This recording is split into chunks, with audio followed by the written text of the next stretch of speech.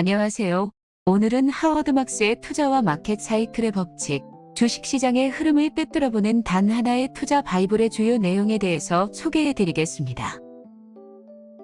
하워드 막스는 오크트리 캐피털사의 공동 창업자이자 회장으로 재직하고 있으며 그가 운영하는 오크트리 캐피털의 자산 규모는 2020년 말 기준으로 1,480억 달러에 이른다고 합니다. 그는 2011년에 발간한 투자에 대한 생각과 오늘 소개해드릴 투자와 마켓 사이클의 법칙 두 권의 책을 집필하였습니다. 하워드 막스에 대해서는 워렌 버핏이 다음과 같은 언급을 한 것이 매우 유명합니다. 이메일 수신함에서 막스의 메모를 발견하면 가장 먼저 열어본다. 그의 시장에 대한 통찰력은 월가 등 투자업계에서 매우 높이 평가받고 있습니다. 이 책은 총 18장 428페이지 분량으로 경제 사이클에서 왜 극단적인 변동이 발생하는지, 위험에 대해서 일반 투자자들은 어떠한 심리 상태를 갖고 행동하는지, 마켓 사이클에 어떻게 대응하면 시장 대비 초과 수익률을 확보할 수 있는지 등에 대해서 일반인도 알기 쉽게 자세히 잘 설명해 주고 있습니다. 그것이 경제의 흐름 및 미시적인 시장 변동에 대해서 이론적으로나 실질적인 대응 방법에 대해 궁금하신 분들은 이 책을 정독해 주시면 큰 도움이 될 것으로 보입니다.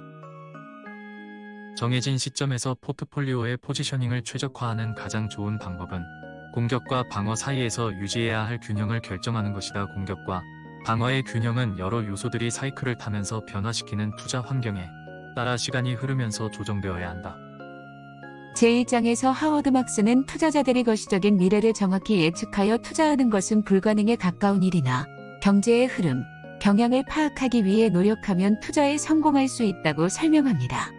특히 시장에서 벌어지고 있는 일들은 반복되는 패턴으로 진행되는 경우가 많기 때문에 그러한 반복 패턴으로 이루어진 사이클에서 유리한 공격과 방어의 포지션을 가져가는 것이 중요함을 강조하고 있습니다.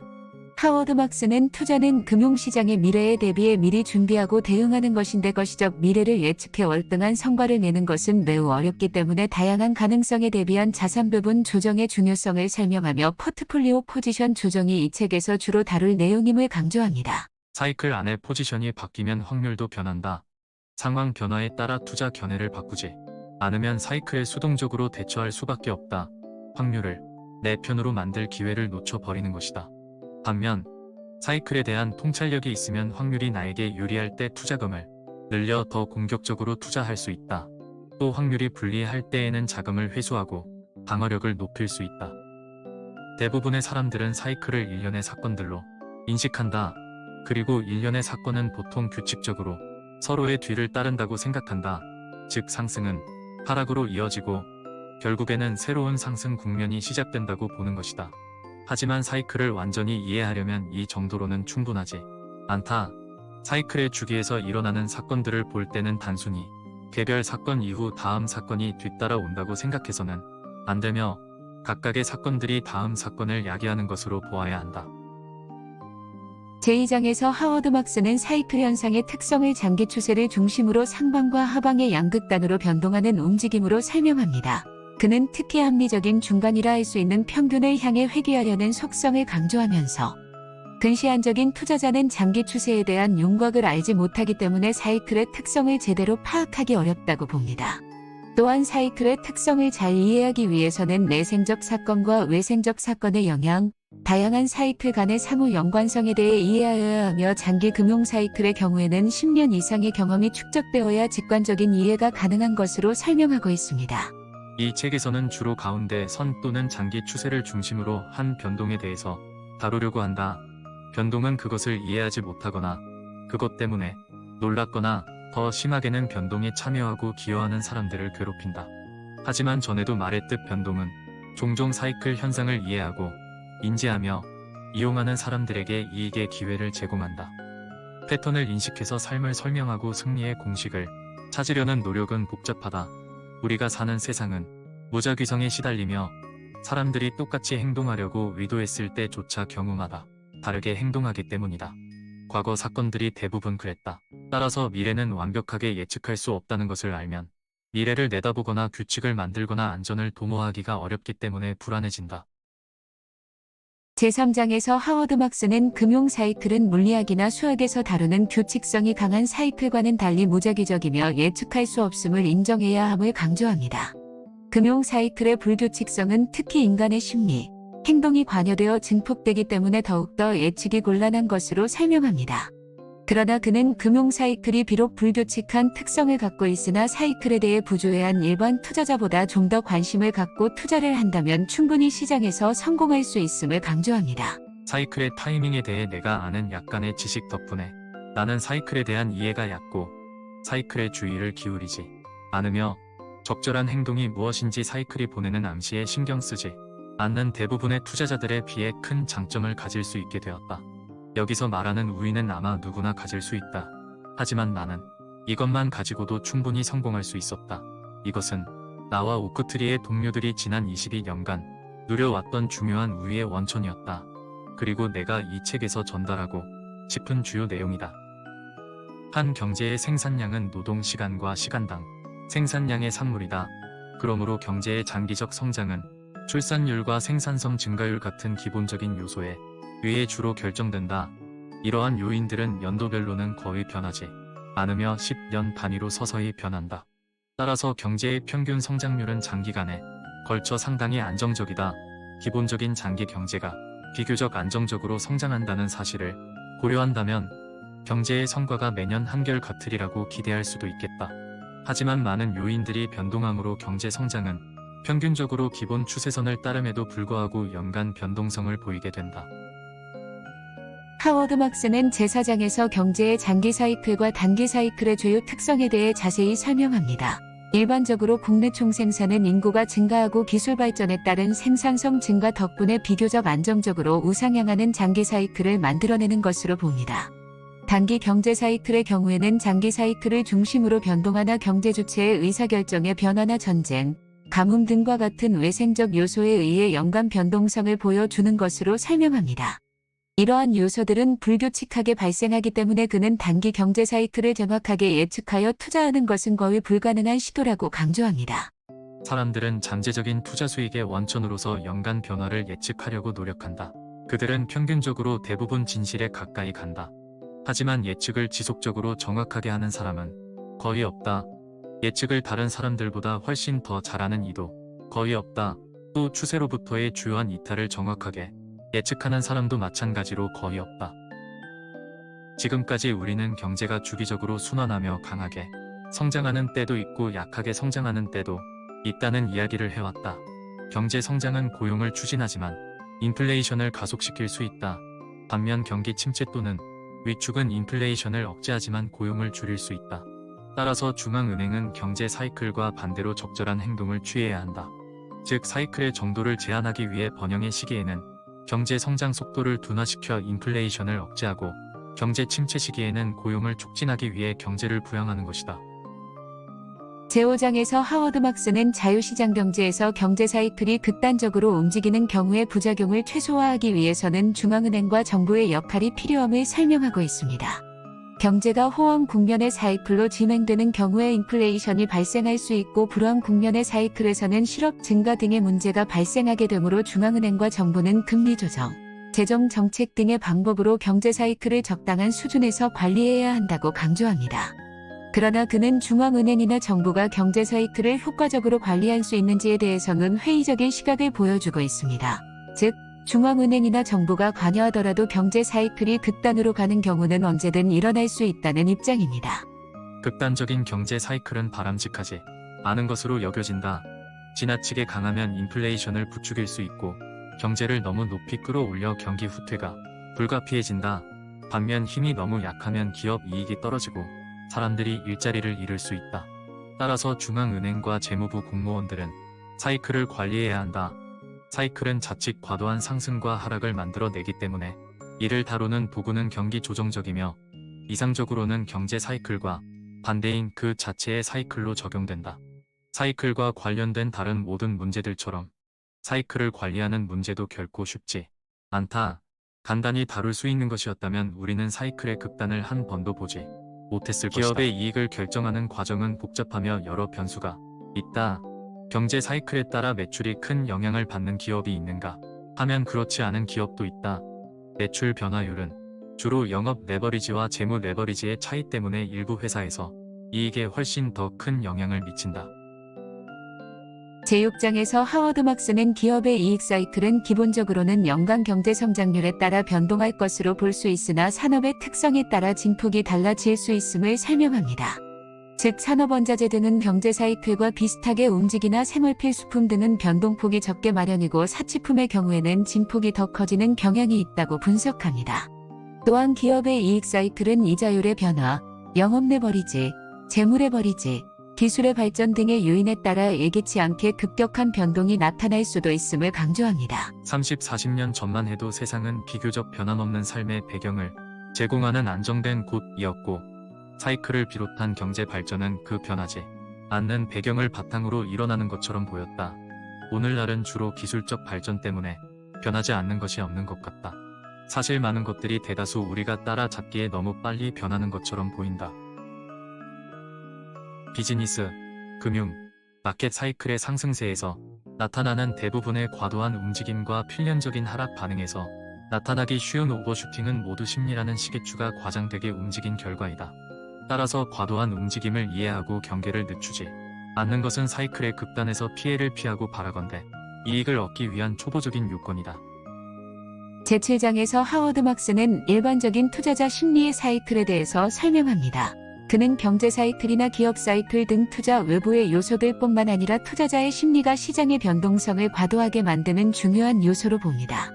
대부분의 투자자는 객관적인 시각으로 시장에 참여하기보다는 탐욕과 공포라는 양극단의 감정 상태에서 참여하기 때문에 시장의 변동성을 더 크게 만들고 합리적으로 판단하지 못한다고 강조합니다. 그는 성공적인 투자를 위해서는 감정을 절제하고 자제력 있게 행동하는 것이 매우 중요하다고 강조합니다. 다시 말해 외부 영향에 흔들리지 않고 감정적으로 균형을 유지하며 합리적으로 행동하는 우수한 투자자는 긍정적인 사건과 부정적인 사건을 모두 인식하고 사건을 객관적으로 저울질하고 냉정하게 분석한다.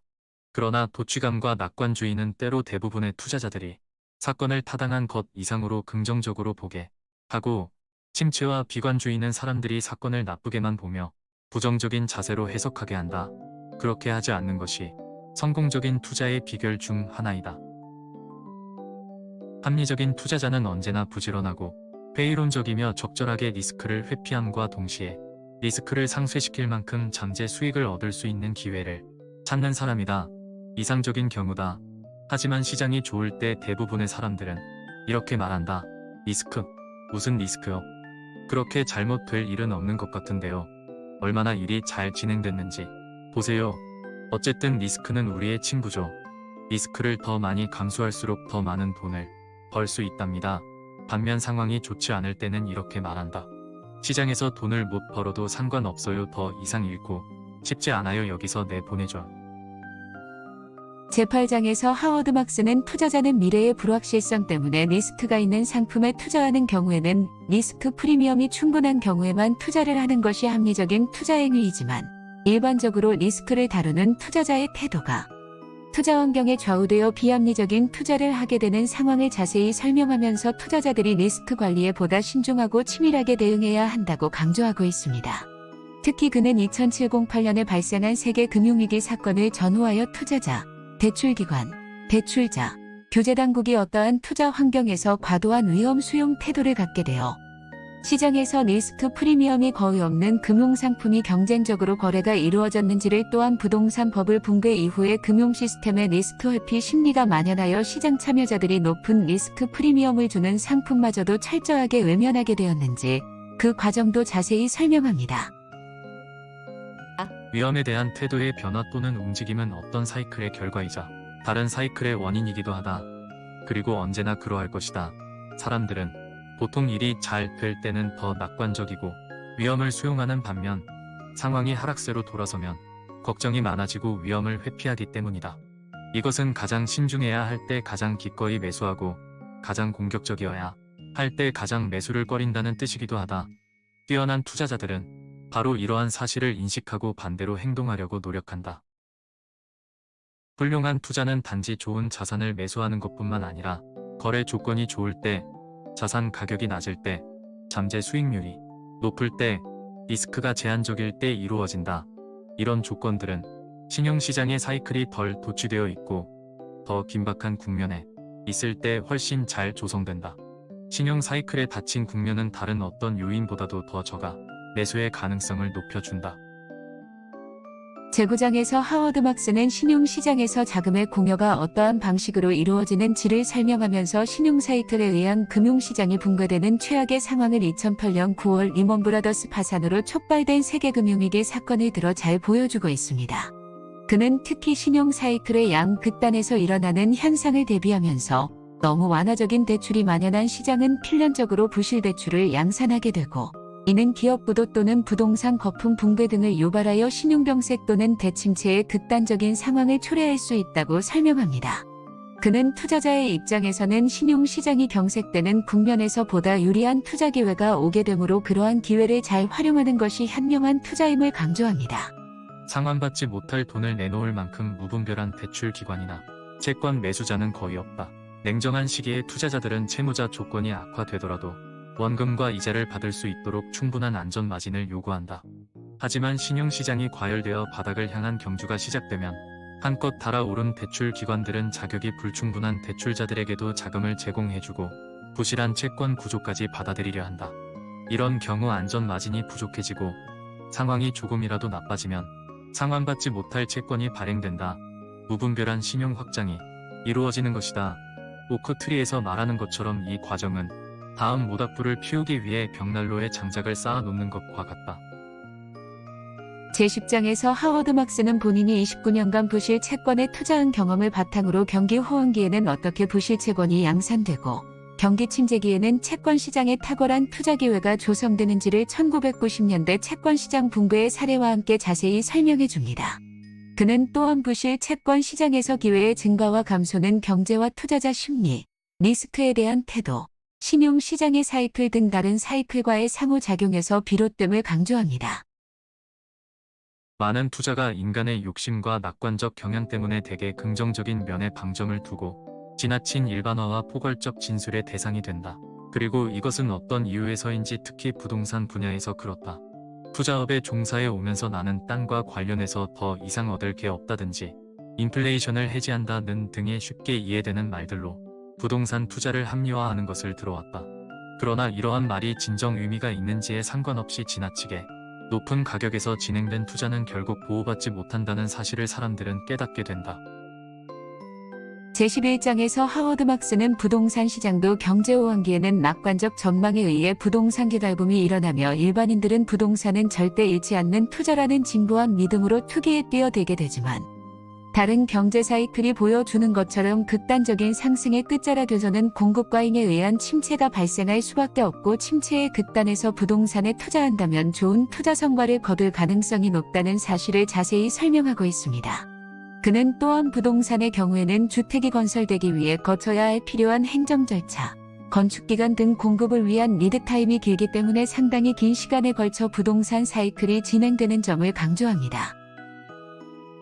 자산 가격이 상승하는 시기에는 사람들이 낙관적으로 변하고 전문가들은 그 낙관에 대해 권위자로서의 지지를 보탠다는 것이 가장 중요한 가르침이다. 지극히 당연한 일이다. 실제로 가격 상승에 대한 합리화는 늘 저점이 아닌 고점에서 일어난다. 진짜 도움을 받기 위해 나는 낙관적인 시기에 냉철한 발언을 하거나 시장이 침체되었을 때 비관하는 것에 반대하는 전문가들을 보고 싶다.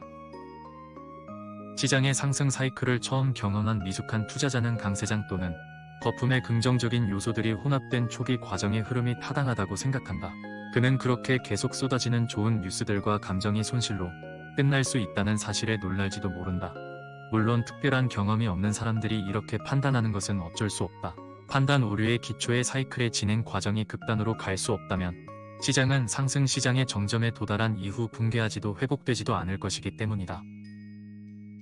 제12장에서 하워드 막스는 주식시장에서 마켓 사이클이 어떠한 방식으로 작동하는지를 설명하면서 주가는 기업의 펀더멘탈과 투자자의 심리가 상호작용하면서 결정되는 것이라 할 수 있는데 주가의 변동을 극단으로 움직이는 힘은 펀더멘탈적인 요소보다는 투자자의 심리가 투자 환경에 의해 극단의 위험 수용 또는 위험 회피 상태로 변하기 때문에 발생한다는 사실을 강조합니다. 그는 투자자들이 실패하는 가장 잘못된 행동으로 강세장 또는 약세장의 끝에서 저항의지를 상실하고 심리적 극단 상태에서 마지막으로 매수 또는 마지막으로 매도 대열에 합류하는 행동을 시장에 항복하는 행위로 설명하고 있습니다. 이 모든 것의 핵심은 무엇일까? 그것은 바로 시계추처럼 움직이는 심리와 밸류에이션 사이클이 어디쯤 위치해 있는지 아는 것이다. 또 지나치게 긍정적인 심리와 높은 밸류에이션을 부여하려는 생각 때문에 가격이 정점으로 급등할 때 매수하지 않는 것이다. 마지막으로 침체된 심리와 밸류에이션 기준의 하락으로 패닉에 빠진 투자자들이 낮은 가격에도 불구하고 매도했을 때, 그리하여 연가 매수가 가능할 때 기회를 잡는 것이다.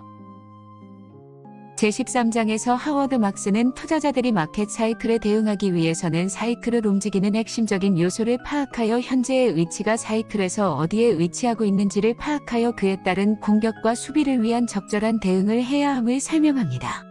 특히 그는 경제, 전망, 대출기관, 자본시장 등 마켓 사이클과 관련된 20가지 요소를 제시하면서 그러한 요소들에 대한 평가를 통해 시장의 온도를 가급적 객관적으로 측정하여 대응하는 방법을 제시합니다.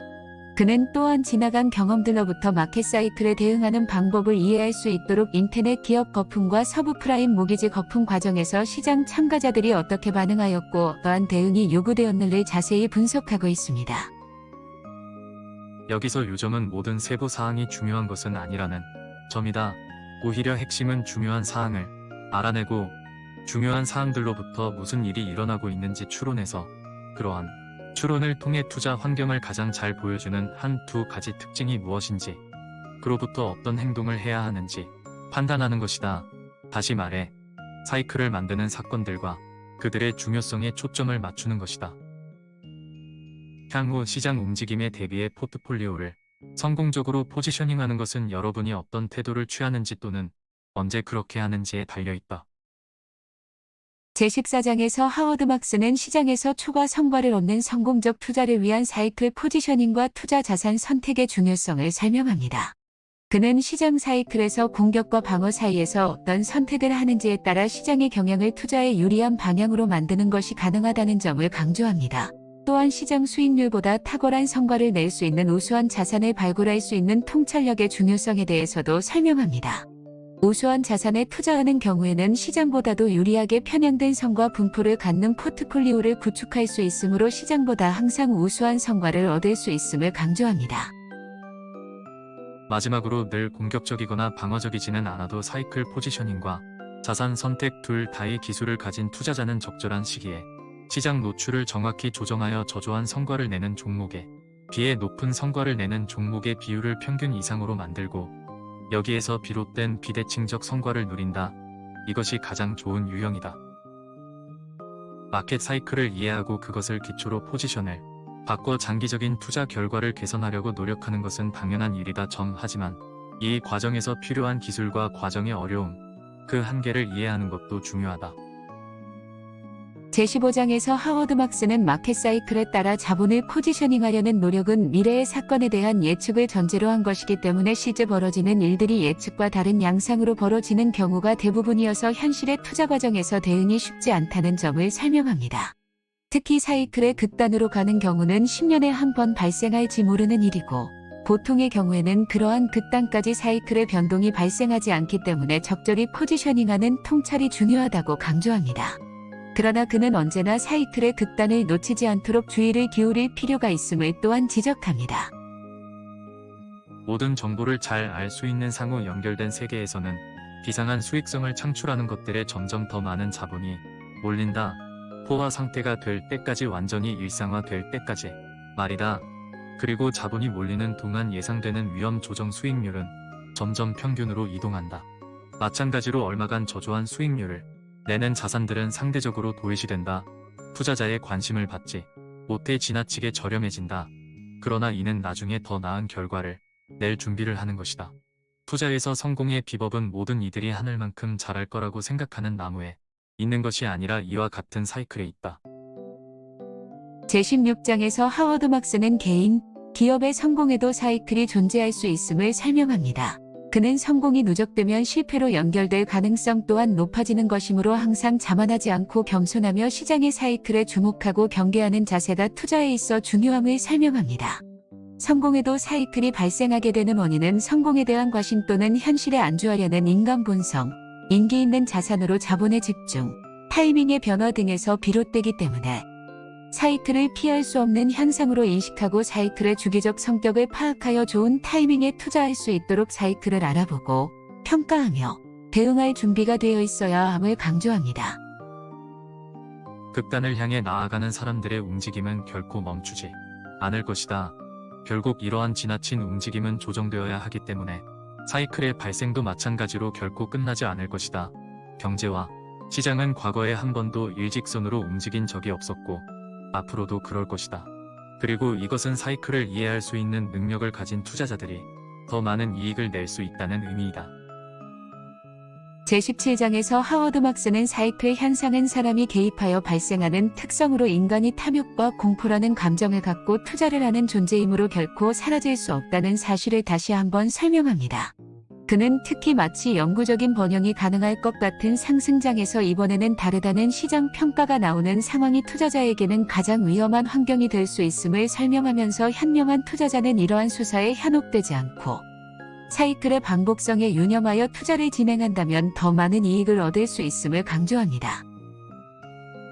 이 책에서 사이클과 사이클의 발생, 사이클을 다루는 방법을 이해하기 위한 포인트라고 생각하는 몇 단락을 모아서 결론을 내리려고 한다. 문맥에서 벗어나 여기에 단독으로 싣기 위해 필요한 경우에만 수정했다. 제18장은 이 책을 요약한 장이 아니며 이 책의 주요한 관찰점을 정리하는 장이다. 하워드 막스